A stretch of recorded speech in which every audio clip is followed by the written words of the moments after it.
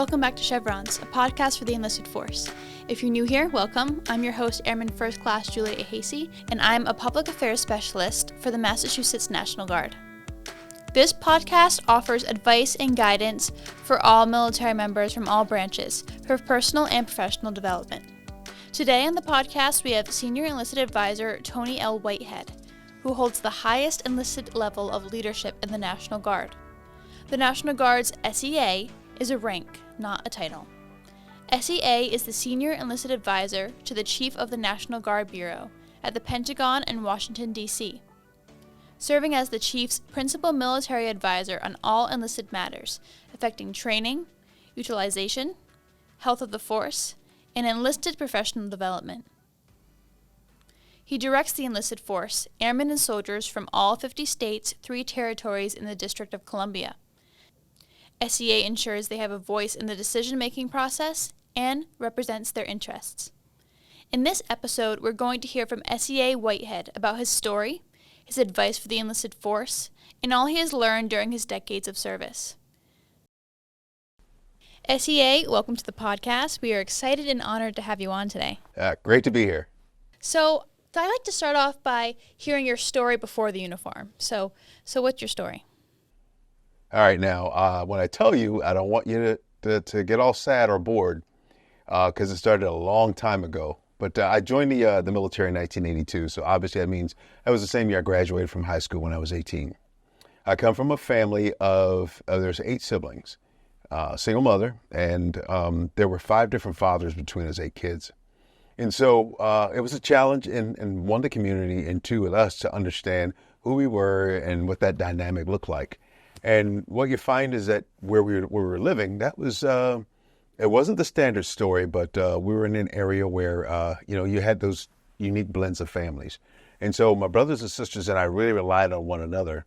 That was my, growth and development as a child. Mom worked sometimes 2 jobs. And so the opportunity to really get to know people was something that was interesting to me. I didn't realize that I was an introvert or that it would be something that would actually help me. And I think one of the things I got from it best was I became a student of people. I love watching people, understanding what made them tick and how you can best interact with them to get the best out of them. Didn't think that was something that I was doing when I was young, but it ended up being that way. I'd love to hear next about your military story. How did your growing up lead you to the military, and what inspired you to join after the way that you grew up? Well, I tell you what, that's part of the the background story too.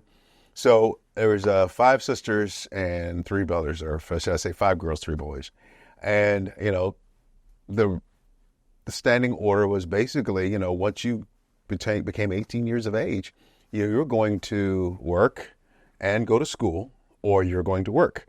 So you couldn't go to school full time and not work. And at that time, the military had unbelievable access to our high schools and our communities. And so we were having ASVAB tests being done on us even while we were in the 11th grade. And both my brothers joined the United States Army, right out of high school, one a little longer. And then, of course, when it came for me, I didn't know what I was going to do. And who knows? I said the Army may have been it, but once I met a E6 named Tech Sergeant Melissa Outlaw, things changed. And I thought about, this could be pretty cool. And I saw the video of the security forces, or should I say security specialists back then. And they were doing some really cool stuff. They were actually, doing some rappelling. And I was like, wow, I think that's what I want to try. And so I joined the United States Air Force as a security specialist through the delayed enlistment program, which is a little different, but I kind of liked it. So it kind of gave me an idea, to say, hey, this is what I really want to do. And I ended up joining. So before I even graduated from high school, I was already almost a member of the United States Air Force. And then, of course, after I turned 18 and I graduated, didn't realize that they still had to have me sign more papers. So they kind of sneaked that in on me, but it was okay. And I ended up joining the United States Air Force. So after you joined security forces, what were your goals at the time, and then where did you head next? Oh, wow. So that's an interesting question, because when I joined, I had no idea what I was going to do. All I knew was that, I had already been working, before I joined, part-time, things of that nature. But here I am working full-time, and, I'm in Texas, so didn't know where I was going to go or what I was going to do or be other than security specialist or security forces. And I found myself in South Dakota, and I'm like, what in the world was I thinking? But, I joined 6 years, and so I was able to get a stripe out of it, not too long after I got there. But it was still some work to be done because back then it was the Strategic Air Command. And if anybody that's listening to us now knows about SAC, as they called it, that was pretty tough. That was the world of missiles. And it was something that was very, very highly regarded. So I was very blessed to be a part of that. But it was also a place you wanted to avoid because there was a lot of work and not too much downtime. So a 6-year enlistment, and I had no idea that I was going to continue to serve in the United States Air Force or the Armed Forces. I just thought that, hey, I'll find out what's happening here. If I can become, something because of it, I would do it. But interestingly enough, I got the bug and I decided that it was a place I wanted to be. So that was active duty. You joined as an airman basic, and then you spent over a decade active duty in security forces, or security specialist as it was back then, at several key overseas bases. Yeah. What prompted you to move to the National Guard, and what was that transition like? So just based on the way you asked that question, is pretty cool. Leaving South Dakota, I had a chance to go to Kadena Air Base in Okinawa, Japan. And that's when it kind of hit me that I was starting to experience different walks of life, people from around the world, and in a place where first I didn't like, and I think a few months later I realized I really did like it there because the weather reminded me of Florida, Okinawa did. And going from there to Korea, and from Korea to Howard Air Force Base in Panama, and in between having an opportunity to go to the Philippines, go to Australia, go to Hawaii, the mainland Japan, things of that nature. It was a pretty awesome experience. But when I got to Korea and I was getting ready to leave, my sister informed me that my mom had cancer. And so it was like, okay, we'll see what happens. And I said, well, just wait and see if it's something that's serious enough for there to be a change in your assignment. And while I was there, and it's only a 1-year assignment, eventually got transferred to Howard Air Force Base. And it was at the end of Operation Just Cause. And while we were there, got another call that it was starting to change. And eventually, then it was like, okay, what do we do? And I was in a position to where I was able to ask for a humanitarian reassignment. And I got one to Moody Air Force Base in Valdosta, Georgia. Not a bad place, but it still wasn't Panama, which was pretty cool. And eventually I decided that I was going to get out. And when I did, and I'm a pretty decisive person most of the times, and I decided I was going to go and just be a civilian again. And so I got out of the United States Air Force in 1992. And that was after being in for 10 years. So then you got out and you became a civilian, and then did you join the National Guard after a little while being a civilian? You did go right to the National Guard after active duty. What was that transition like for you? So neat story, maybe. It was a few months after I'd gotten out, and I was getting that bug of, the camaraderie that you miss working with people, especially in the Defender world. And I was at an ATM on a Sunday night, and I saw this guy. His name was Mitch Devereaux. He's since retired. And he was wearing his Security Forces beret. And I was wondering, what is he doing in Jacksonville, Florida, wearing a Security Forces beret? I had no idea that there was an F-15 unit that was right there in Jacksonville, Florida, at the international airport. And so I talked to him for a little bit and thought about it, went home, and was like, this might be a pretty cool thing to do. And I got 10 years in, I might as well go back and finish up. And so several months later, I go out there and I'm looking around. I was like, well, this is pretty small. But I met some of the people there. Some were crazy, but for the most part, I want to tell you, it kind of lends to the idea that Guard is family. And so I joined the Air National Guard in April of '94. And so I had about an 18-month break-in service. I really appreciate how you said the National Guard is family. I mean, I see that here in my unit, only being here for 2 years, and just all the people I've met along the way, and all the mentors too that I've met as just the 2 years that I've been here. Have you had great role models or mentors throughout your time in the Guard or even active duty? Oh yeah, I had a great one, and we still stay in contact from active duty. His name is Anthony Murray. At the time that I met him, he was a senior master sergeant. He was security forces / law enforcement superintendent.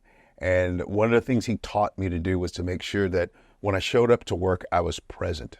And of course, obviously being a very young senior airman, I had no idea what that meant. But what he meant was when you show up for work, you need to be there. People need to know that you're there, and you need to know that that's where you are, as opposed to thinking about being someplace else. And it's one of those things that's pretty noticeable as leaders, and especially subordinates. Just think about it. When your boss comes in and you can see it in their face that, one, either there's something wrong, or two, they give you the impression that they will want to be someplace else other than that. And Senior Mirror was extremely intentional about making sure that, he understood that we needed to understand that he was there and he was there for us. And I never forgot that. And he also taught me this thing called Aloha Fridays. And it was just about at some point in time, you need to take a break from work and just really get to know the people that you're working with. And I thought that was pretty cool. And I never forgot that. To be fully present, you need to make sure that you're taking care of yourself, and you also do know your people, so you know how to take care of them. You're kind of cheating because that's something I'll talk about at the end, but it's okay that you brought that up and you highlighted that. But I think that's extremely important. And then, of course, once I joined the National Guard, totally different setup to where it was smaller. So you really got to know people, and you got to understand what made them tick.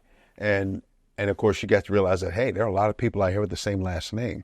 So not only was it a family business from the perspective of last names, but people just really, really talked up the National Guard to where those that were around them really wanted to be a part of it because they saw what it was doing to the people that were in uniform. So they wanted to make sure that if there was a chance for them to share that wealth, they would. And those who wanted to promote it, they did. And I was very proud of that. Yeah, that happened to me. I mean, I learned about the National Guard from family, from friends, and a lot of people that I know that are in learned about it from someone that they knew.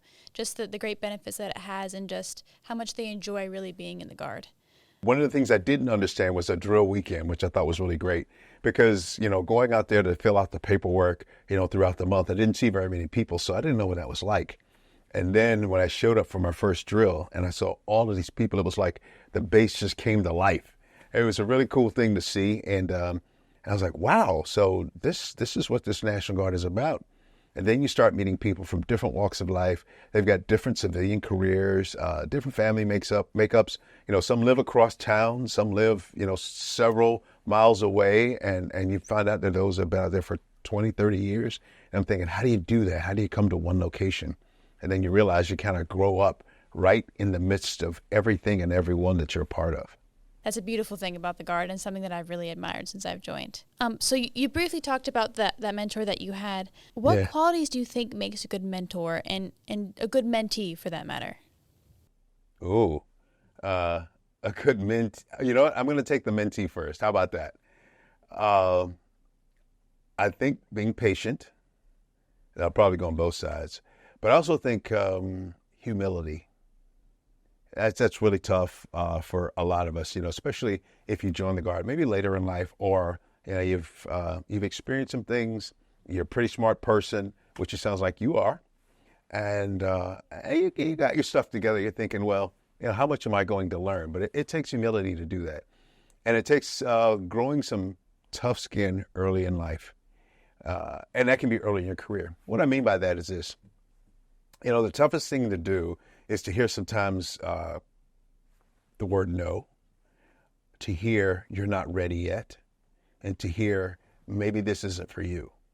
That doesn't mean that you're not going to be successful. That doesn't mean that what you want to go for that you can't get. It just means that it may not be right now. And you have to be ready to hear that. But hopefully you're hearing it to be challenged to want to be and do more and not to shut down. And sometimes that's something that needs to be taught, and it's not taught enough about. And I thank you for that question about being a good mentee because we don't talk about that enough. And I think also part of being a good mentee is taking notes. I learned that from someone a long time ago. Is hey, don't walk into a room where there's all these people who've got all these years of experience, and you don't have a notebook in your hand. Just think about it. You've got decades of experience, maybe even hundreds of years of experience around you. And you walk in nothing in your hands, not even your phone, which you have today, and you walk out as if, I got nothing from it. And the reality is there's something to take away from every opportunity to be around senior non-commissioned officers, commissioned officers, and believe it or not, sometimes your peers are those that just have one more stripe than you, because it's not always about the military experience. It can be about life experiences. So that to me is extremely important when it comes to being a good mentee. Now, being a good mentor, I'm going to throw one out there that I talk about a lot, and it's about understanding and employing emotional intelligence. And what I mean by that is, that's a pretty, it's not complicated, but it's one that takes time, and it takes patience too. And I'm going to call you Julia. Is that okay? Yes, sir. Thank you. And Julia, I got to tell you, this is one where I think it really pays dividends for supervisors, mentors, the whole organization. You've got to be able to employ emotional intelligence. And I had a supervisor, his name was Mike Gainey. He talked about mentors, and he talked about understanding and appreciating the intelligence and the experience of your subordinates. Because how do I know how to lead, guide, and motivate you if I don't take the time to get to know you, to understand you, and realize that you've had some experiences that I've never had?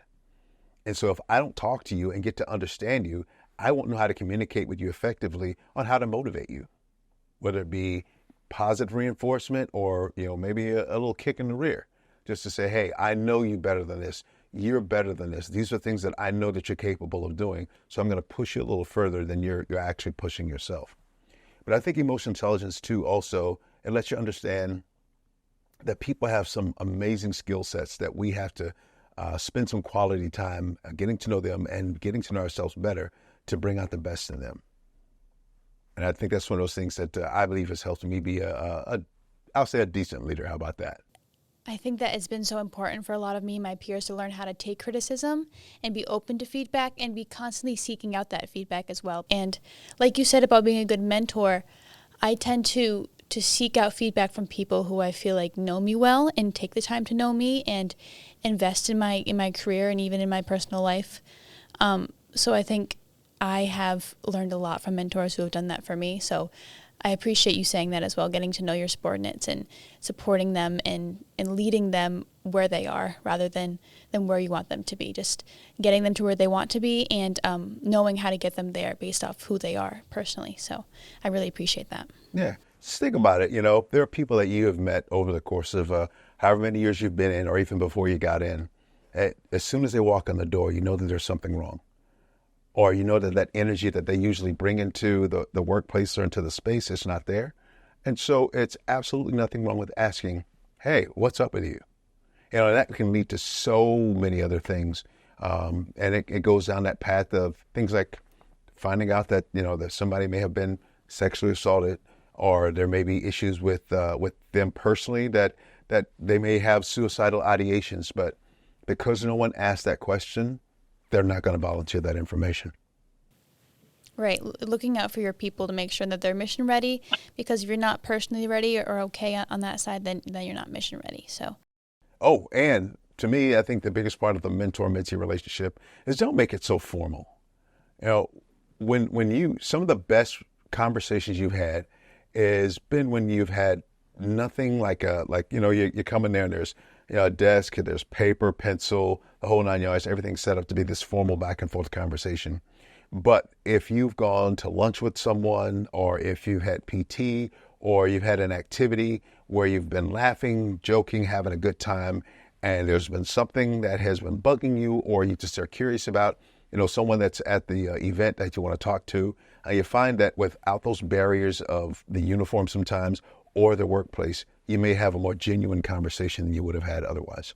Right. And I think that vulnerability is very powerful for a leader. At least I've learned when those who mentor me or lead me are vulnerable, I feel like I can also be vulnerable. Breaking down those formal walls, I feel like it's much easier to approach my leaders and mentors when I feel like I know them on that personal level as well. You're spot on. Yeah. Now I kind of want to talk about education, specifically professional military education and civilian education. It is so important. What are your thoughts on continuing education on both the military side and the civilian side? Well, I think it's essential. And I say that not because I have, but I needed to. I think it's important because One, it shows initiative. Personal and professional growth and development doesn't happen unless you want to participate.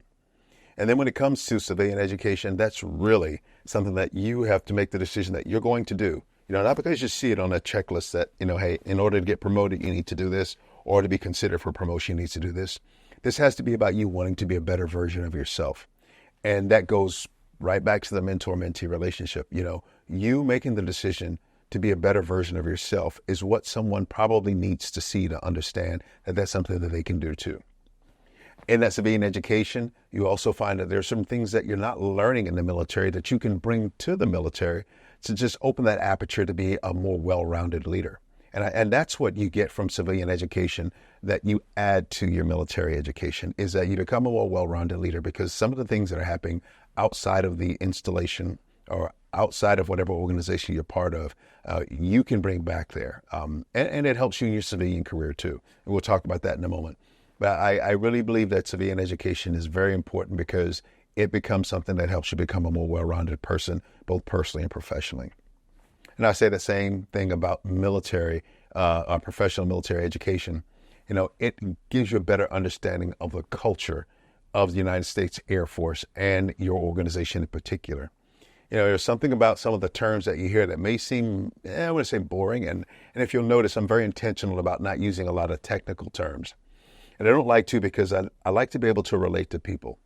And what I mean by that is, when you get your professional military education and you look at the terms that are in there, there are a lot of terms that you are familiar with because of whatever AFSC that you're part of, or the organization or institution itself usually uses those terms all the time.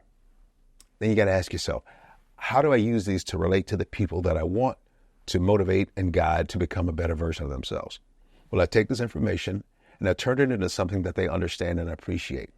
And then I take that and I also have them to look at the organization or environment they're part of and say, this is why we do what we do and how this fits in to where you need to go to personally and professionally grow as a person. And then what you do is you have them be a part of it too. Never be always on the giving end of information and, of course, of facts. Always make sure that you pull people in. And this is part of professional military education to me too, is that when someone is growing from whatever skill level they're going into, or the different phases that they go through from being new accessions to being junior NCOs, mid-level NCOs to senior NCOs, there has to be a maturation process that they have to willingly be a part of. But professional military education usually helps them to understand or give them more insight as to what it actually means. So do you think if people have opportunities to seek out professional military education, whether it's additional or just part of their career path, do you think that they should seek that out in every opportunity? And then do you think that it's important for them to try to attend in person, or do you think that they get the same benefits if they were to attend online? Ooh, that second part is pretty controversial there. I know that they're both very different. They both have their benefits, but I'm curious to know what you recommend. So with the first part, absolutely, we need to seek out whatever opportunities to grow and develop as a person and as a professional that are available. It's difficult, especially when you're in the reserve component, because now we're talking about the fact that you have a career. You may or may not have a family, but there are other interests that you have, because the primary part of who you are and how you exist is that you're a civilian who has a part-time military career. So that's where a lot of your interests lie and a lot of your energy lies. But if you've decided that the National Guard, Air National Guard in particular, is going to be a part of who you are too, then that's an investment that you have to willingly make. Now, when it comes to whether or not you can actually do that full, in person, or, doing courses online, taking hybrid courses, things of that nature, it does become a challenge, because now you're thinking, hey, I do want to get promoted. I do want to find myself in a position to where I can get into this next, whatever job that may be, so that I can even lead, guide, and motivate more airmen.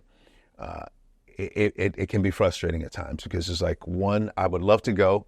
There are not any more seats for me. That really, you may have to bleep this, but that sucks. Then there's this, I want to go, but the timing is just not right. I can only go during, this particular time, because one, I've got a career. And again, if you have a family, there's only a certain time that your kids are going to be out of school. And you want to make sure that you utilize your family care plan when you really need to, and not just for any reason other than what it's there for. But what you're alluding to when it comes to going in residence and making that the primary means of getting your professional military education, I think there's always going to go back and forth.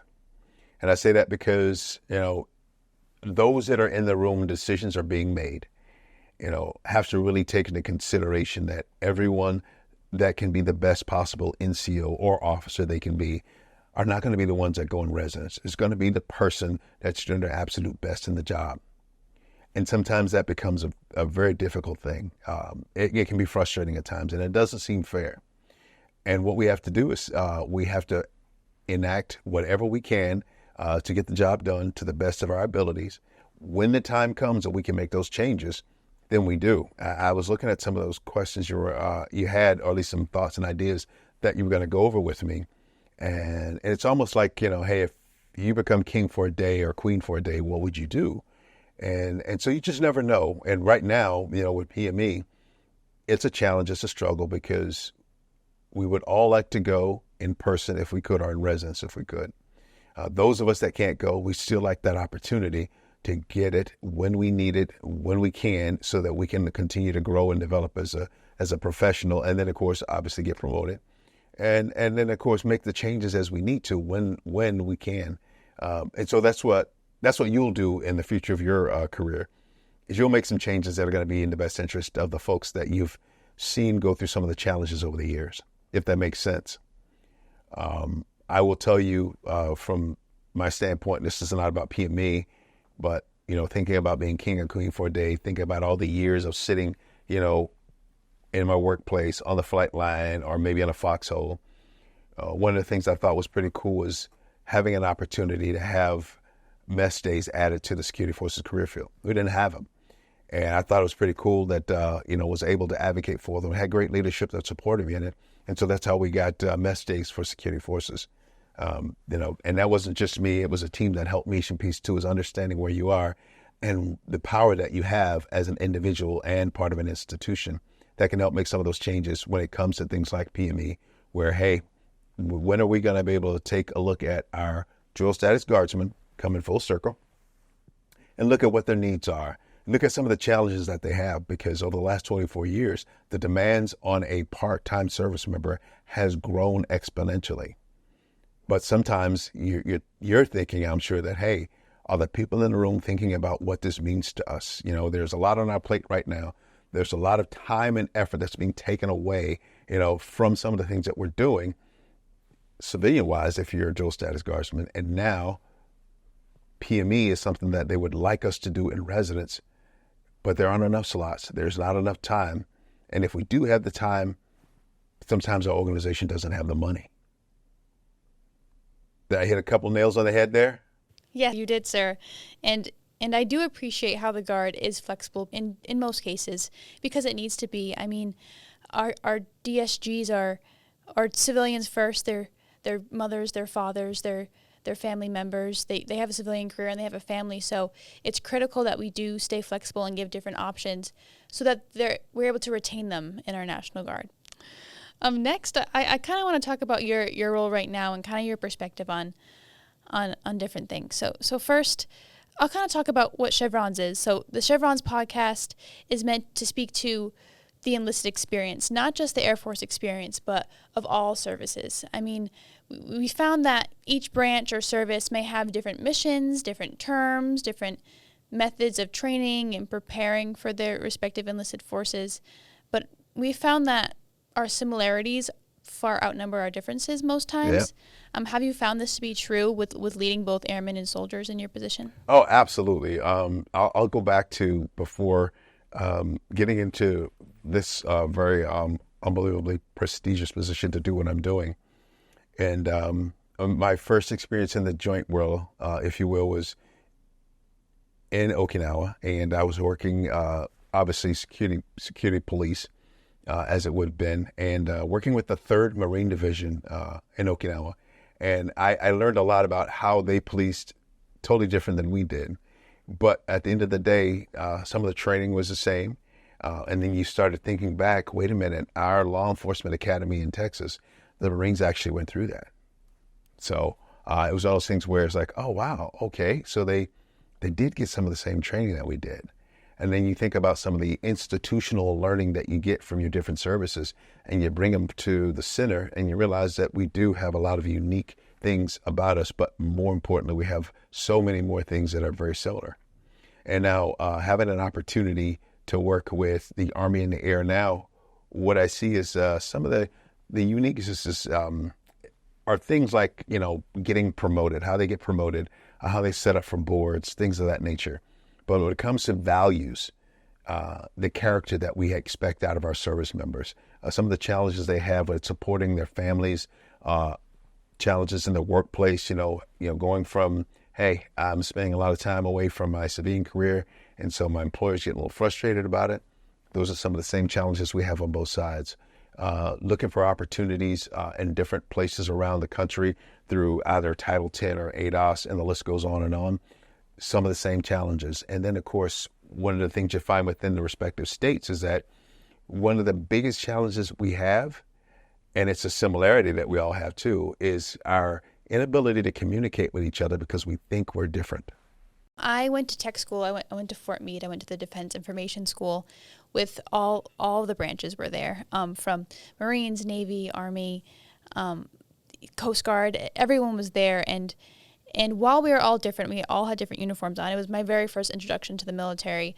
We all had something in common, and that was able to connect each and every one of us. I was able to connect every single person in my classroom and in my school in a different way because we all had that one thing in common. So while it's very easy to focus on our differences, I think that one thing that we have in common, our decision to serve, allows us to unite and to join and to fight the same mission at the end of the day. And I think that's really amazing to see, something that you don't see really anywhere else. You are spot on. That is the common core character trait that we have if in our members of the armed forces, is that, no matter what background we came from in life, even those that have had, moms, dads, the whole 9 yards, that have served and probably had better means of living than others, the desire to serve our country is something that has really been that linchpin for all of us as members of the armed forces. And I think our SEAC says it all the time. He says, we work from a joint operating picture every single day. And it's true, we do. And I see that from where I am in the Pentagon, more so than folks realize. And I think it's sometimes when it goes further down into the formations and the ranks, that's when a lot more of things that become more separate happen. But at the end of the day, we cannot function without one another. Right. So how much of an impact did your joint professional military education courses prepare you for representing the Joint Enlisted Force of the National Guard? So remember, I think in the beginning, I talked to you about, my beginnings, and what I learned I didn't realize was as a student of people. I think that's one of the biggest things I think we learn when we start working or operating in a joint environment, is understanding what makes people tick. And when we do, what we do is we find out that, one, that the character traits that we're looking for in those that we want to get the job done, and then those that we want to be leaders or make leaders, are pretty much the same. They're motivated for the very same reasons. And then we have those that have their own different motivations. But being able to operate in a joint environment is something that it happens initially by curiosity. You can be thrown into it, and you can still be airman so-and-so, and you can still think like an airman and never think for a moment that everything that's going around you can be, uniquely additive to you being a better NCO. And then you have those that understand, everything around me can make me a better leader, and help me to understand that, there are certain things that are going on around me. I need to understand it because I can't help this sailor be a better NCO, because they have them as well. And they call them petty officer, chief petty officers, or petty officers. If I don't take the time to understand exactly what makes him or her do what they do or motivate them. And sometimes you just can't, how do I put this? You can't be prepped for going into a joint environment. You have to just get there. And I've had a couple courses over the years that have taught me some of the things that I could have easily picked up a book and learned on my own. But being in that environment, in a classroom environment with folks that have helped me to understand that, it was totally different. And I'll tell you, the international leadership course that I went to at McGee Tyson, and it's one that's uniquely Guard, it was very, very enlightening. But what I'll tell you is it wasn't so much learning in a joint environment. It was just learning even in unique cultural norms that we don't think that we would understand and appreciate. It comes right back to the center of what you said when you talked about, just having the desire to serve. That's where it all comes from. And if you have that common desire, I think learning about the joint experience is something that becomes so much easier. So with that being said, what advice do you have for any soldier or airman confronted with or considering a career in the joint force environment? The last 24 years, and I think I mentioned that much earlier, we have operated from a joint perspective, since the first Gulf War. And I don't think we're going to change that. Our geographic combatant commands that we have around the world, they have all of our services there, and then our partners and allies as well. What I've seen is that, especially with the numbers that we have and some of the challenges that we're facing with our enemies, our near peer enemies around the world, it's going to take a combined environment and a combined thought process of people understanding, this is what skill set you bring to the table. These are the unique weapon systems that you have, and the list goes on and on of things that once we start incorporating them, that's how you develop a winning team. And if there's an opportunity for me to share anything with them about wanting to go into or thinking about going into a joint environment is, one, go for it, and two, do a little homework. And what you'll find is, again, more in common than you realize. And you talked about that yourself. And now, hitting home, the National Guard has the opportunity to do that first and foremost more than any of our services or any military component. And I say that because when you think about it, in your respective state, you've got Army and Air there. And you probably have some other services as well.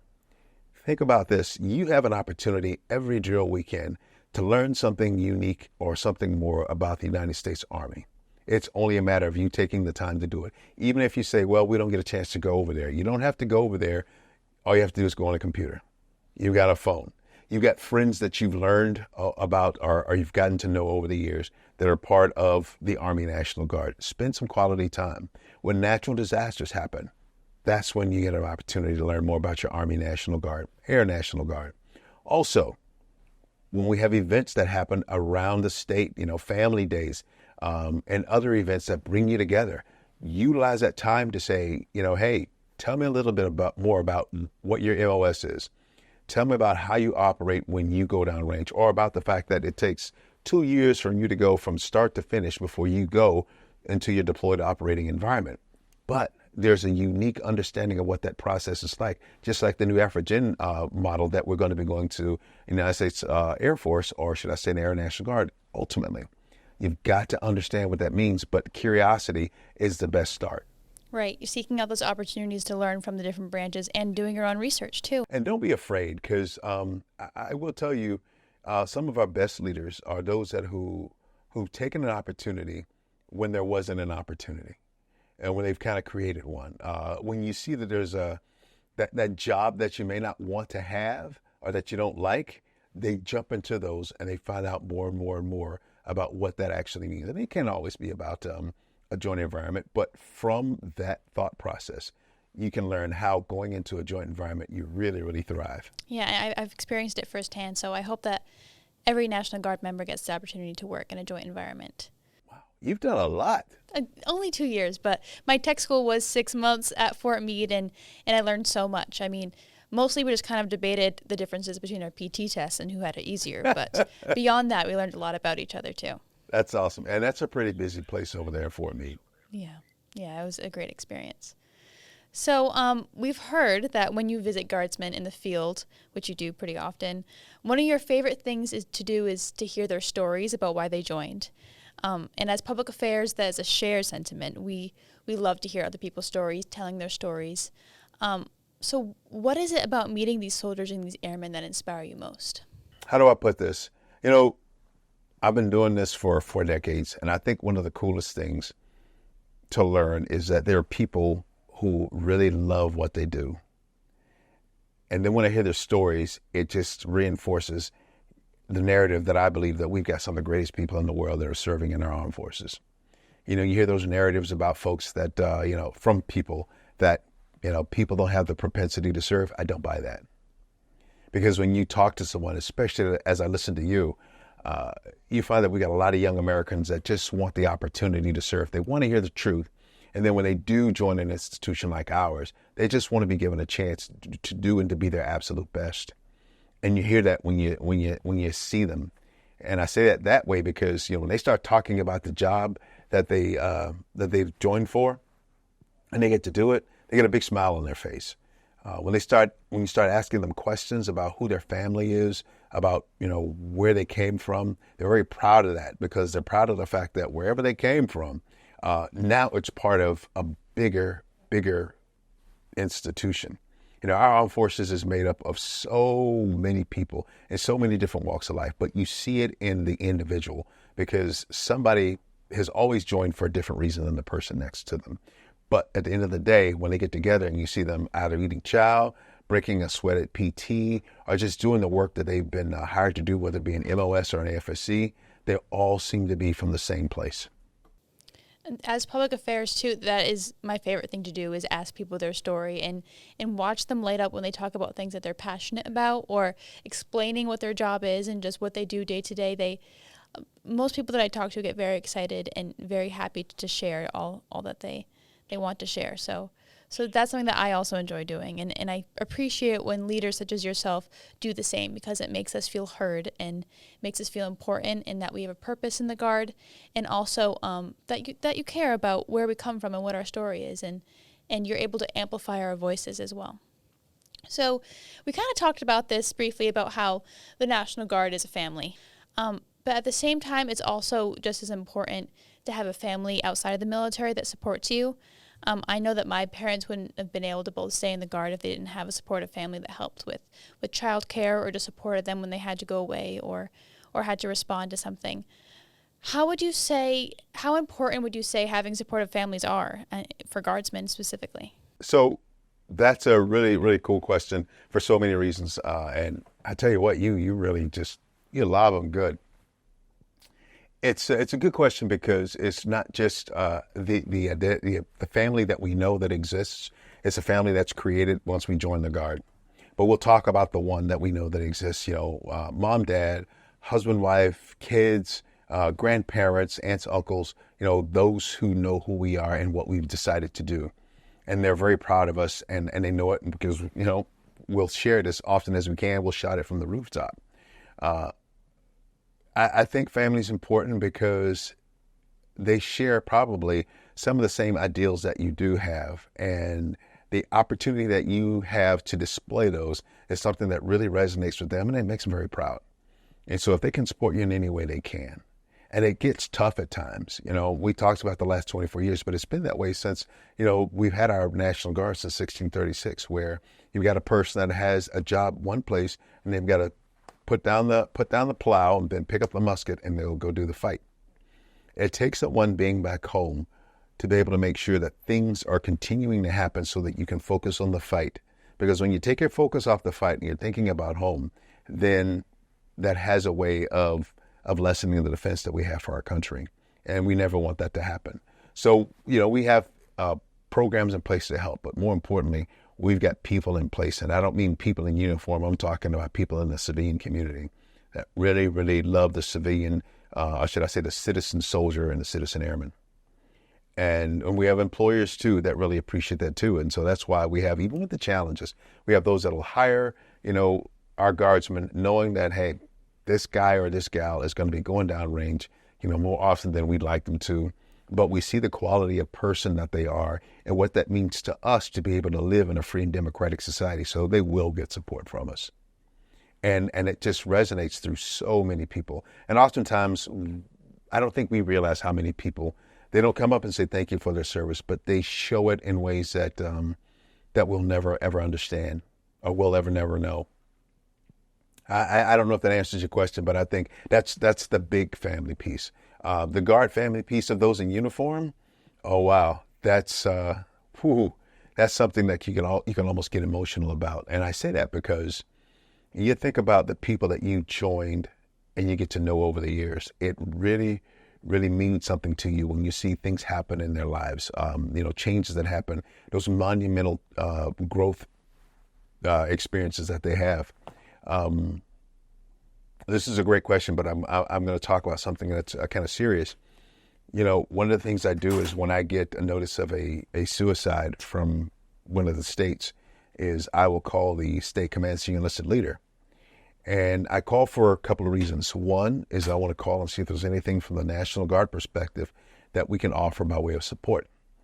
Two, I call to check on that command senior enlisted leader too, because when you think about growing up in the Guard and the family that you develop by being a part of the Guard, that senior enlisted leader knows that airman or that soldier. They've known them when they join at the age of 18. They know them when they're old enough to drink and drive.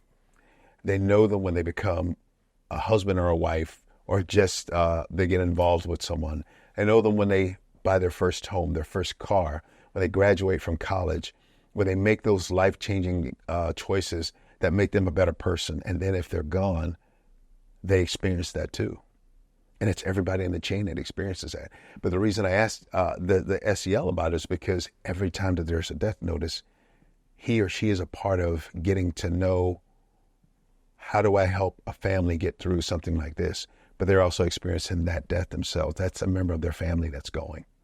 So we watch a lot happening as a person becomes a member of the Guard, as they become a member of our family. And something as tough as that, when that happens, that reminds us just how much we appreciate and value each and every person that's a part of our formation.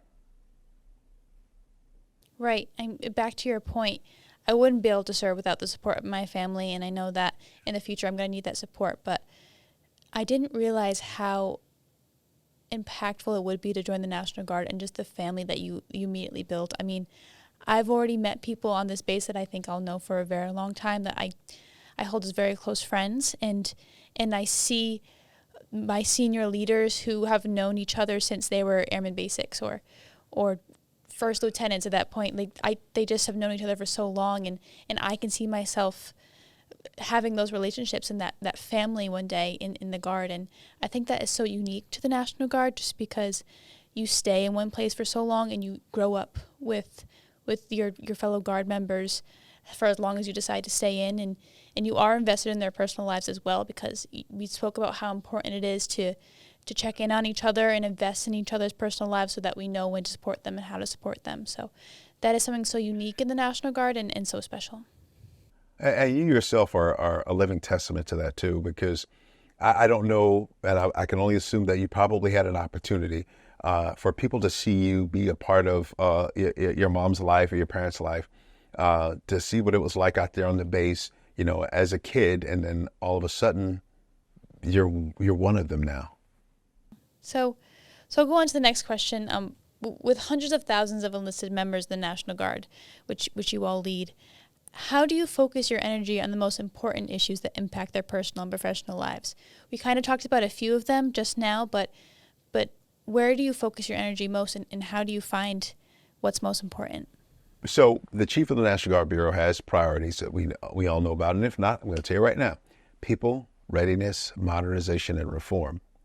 And those are the guiding principles as to how we move out as leaders in the National Guard, and hopefully come up with policies and procedures that help us to move our forces in whatever direction that may be.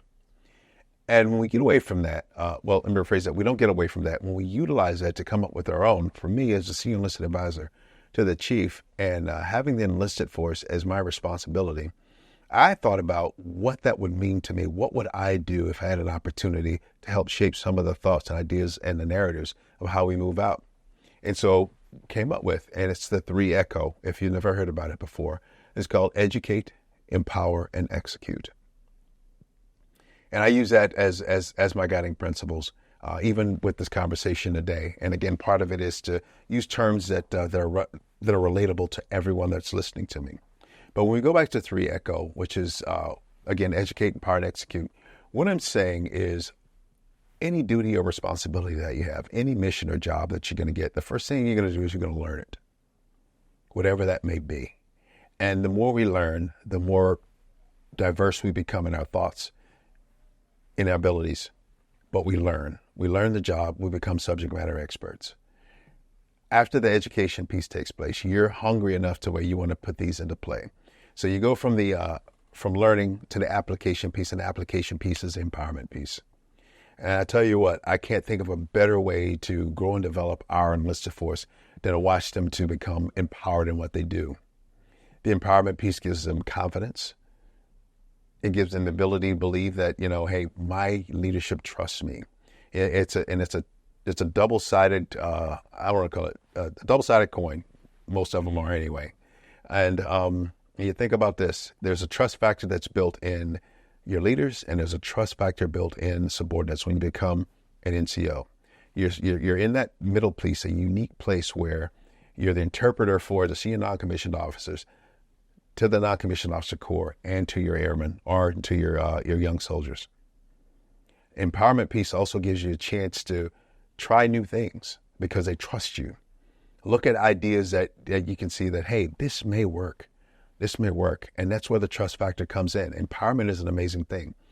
It also affords you the opportunity to use those things that you were talking about, your professional military education and your civilian education. The empowerment piece says, I am going to use this position that I'm in. I'm going to use this growth and development that I have to become a better version of myself. And I'm going to look around for opportunities to make efficient and effective decisions in my organization, whether they work or not, but I'm going to give it a try. And I'm also going to do the same thing for my subordinates. That's what guides me. That empowerment piece, you cannot get away from it without realizing how important it is for us, moving out on a day-to-day basis. And then, of course, educate, empower, and execute. Becoming subject matter experts is extremely important, but also growing and developing as an NCO, growing and developing as a person will have you thinking, you know what, I'm good at this. It is time for me to do something else, and I need to move out of the way so someone else can move up and take my place. That 3 echo is important because you can use it in every scenario that you think about. And I say that, and that was a long way to get to getting back to what I think about in our non-commissioned officer corps. What I wanted our non-commissioned officer corps to understand and know in this 4 years that I've been in is I wanted them to know about the National Guard as a whole. I wanted them to know that I was explaining to the world about who we are as the National Guard. And that we had a senior non-commissioned officer who was in charge that wanted to make sure that it wasn't just coming from the officer corps. I also wanted the enlisted corps to understand and appreciate who they are as individuals and that they're empowered to do great things. We talked about some of the things that you can do from the joint perspective, but also from the SPP perspective, to where we've got NCOs that are involved in a great work with our partner nations and allies. Also, I think I may be going off on this a little bit, but also because we're talking about bilateral affairs non-commissioned officers. I think that's a unique perspective on the empowerment piece to where we have these BAOs, as they call bilateral affairs officers. You can tell it's difficult to say, but they've been around for years, and they've been the ones that have been working on those relationships, with our partners, nations, and our partner nations and allies around the world. But we have NCOs that are capable of doing that. That's important to me, understanding and appreciating and promoting the capabilities of our non-commissioned officer corps. That's just one of the reasons, or one of the examples. It can go with our JEDI course that we're starting, the Joint Enlisted Development Initiative, to where we're learning about the joint environment, and where we have NCOs that have created the course, NCOs driving the course, and NCOs making sure that the other NCOs are better because of the course. And I mean, the list goes on and on and on. But I'm empowered and excited about leading our enlisted force through educating them on whatever we can, coming up with other opportunities. And I can list those forever, but I know that we will have a short period of time. And then empowering us, and then hearing from people like yourself that really empowers me to want to go out and do more for you. And then, of course, again, the execute piece is to get out of the way, let you do what you do best so you can learn and grow. And then just like when you wash your hair, it's wash, rinse, and repeat. So once we know our jobs, we're empowered to do our jobs, we do our jobs, and we learn and we're good at it, we're going to teach it, and then we're going to go back over and we're going to learn another job, and we'll do the same thing. Does that make sense? It does, and it's very inspirational to hear all you've been focusing on and all of your efforts over the last 4 years. And I'm interested to know, with all you've seen throughout this experience and all you've been focusing on and all that you've been able to do, what do you hope to see for the future of the National Guard? There's this thing called a value proposition to where the National Guard itself is supposed to be a less expensive means of getting after what we need to do as far as our nation's defense. We're part of a bigger picture to make sure that we can defend our nation, and again with our partners and allies. I'd love to see a few more full-time positions, and the reason I say that in unique places is that we have a great perspective, not only from the military lens, but from a civilian lens, that helps us to become a unique and very, very important piece of the decision-making body. And I don't think we have enough opportunities out there. So we've been working on getting more out there. I'd love to see us in places, in our geographic and band commands. We have a few, but I'd love to see a few more of us out there, because the fight that we have had over the last 24 years is not a fight that's going to stop. It's going to take our entire total force. And no one understands, again, that joint mindset better than our National Guard, because we grow up in it. We know how to really relate to people very quick, fast, in a hurry. We know how to get the best out of people. We know how to become family very fast, but we also know how to be effective fighters, because we are some of the most unbelievable subject matter experts in our career fields, whether it be an MOS or an AFSC. You think about folks that work on planes, that work on helicopters, in civil engineering, that do whatever they do in our National Guard. They have done it. They have done it in one location for quite a few years. So they become very good at what they do. I would love for the rest of the world to see us as that force to be reckoned with. We are getting there, and I think we will continue to head in that path. You're going to see more of that. You're going to see more of our National Guard being recognized, not just for the fact that we're a part-time force that has really a full-time commitment.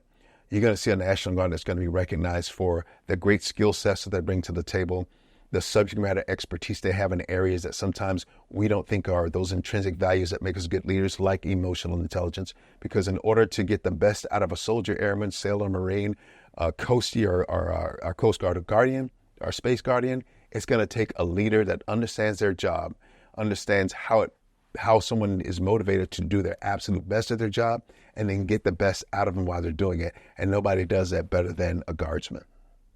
With all of that said, and all that we've accomplished so far just in the last couple decades, I'm very optimistic about the future of the National Guard, and I'm very happy to hear you say that. Now, for our very last question, I want to give you the opportunity to impart any last words of wisdom or anything that you would like to share with the enlisted force of the National Guard. Wow. I think you got it all out of me today. But I